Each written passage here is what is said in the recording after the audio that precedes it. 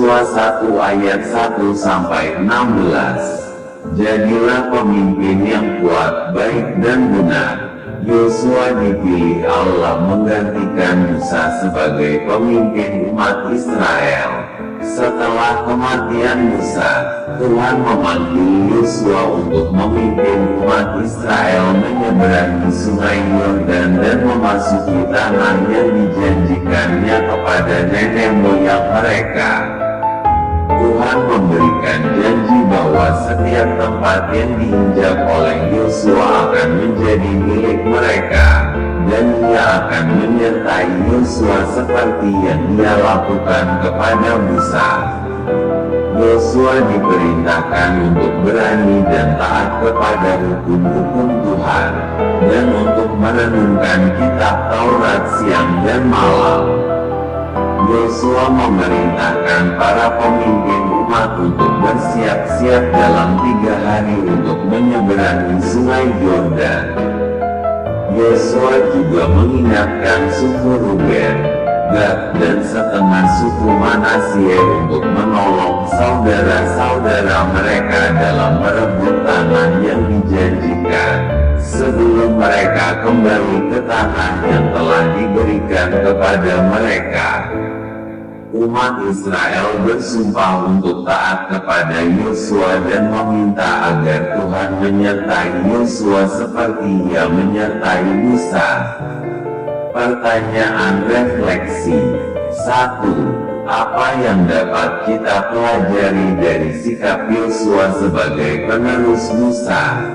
2. Bagaimana kita dapat mengaplikasikan perintah "Jadilah kuat dan berani" dalam kehidupan kita sehari-hari?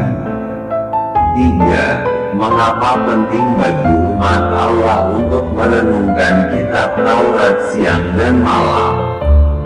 4. Bagaimana kita dapat menunjukkan keberanian dan keteguhan iman dalam menghadapi tantangan dan rintangan dalam hidup?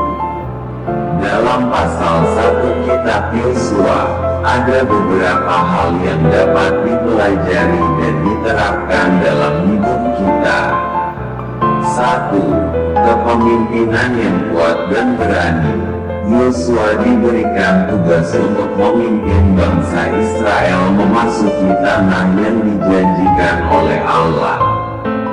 Kita dapat belajar untuk menjadi pemimpin yang kuat dan berani dalam menghadapi tantangan hidup. 2. Ketaatan terhadap hukum Allah. Yosua diperintahkan untuk bertindak sesuai dengan seluruh hukum yang diberikan oleh Musa. Kita juga harus hidup dalam ketaatan terhadap firman Allah dan melakukan apa yang diperintahkannya. 3. Merenungkan firman Allah. Yosua diperintahkan untuk merenungkan kitab Taurat siang dan malam agar dapat melakukan apa yang tertulis di dalamnya. Kita juga perlu mengenal firman Allah dengan baik dan merenungkannya agar dapat hidup sesuai dengan kehendak-Nya. 4. Keberanian dan ketakutan. Yosua ditegaskan untuk tidak takut atau gentar karena Allah menyertai dia. Kita juga harus memiliki keberanian dan mengatasi ketakutan kita dengan keyakinan bahwa Allah senantiasa menyertai kita. Pesan: jadilah pemimpin, pemerintah, pemuka agama, dan sebagainya, yang senantiasa takut akan Tuhan. Semua pekerjaan itu baik, selama tidak menyimpang dari perintah dan kehendak Allah, yang kita terima dari ajaran Yesus Kristus Tuhan dan Juru Selamat kita. Akan tetapi jangan kau pertaruhkan kebenaran Allah dengan pangkat, jabatan, status, harga diri, demi sekedar ketenaran dan kepopuleran jati diri, supaya dipuji orang lain. Ingatlah hal seperti itu adalah perbuatan sesat dan menyesatkan yang datang dari iblis.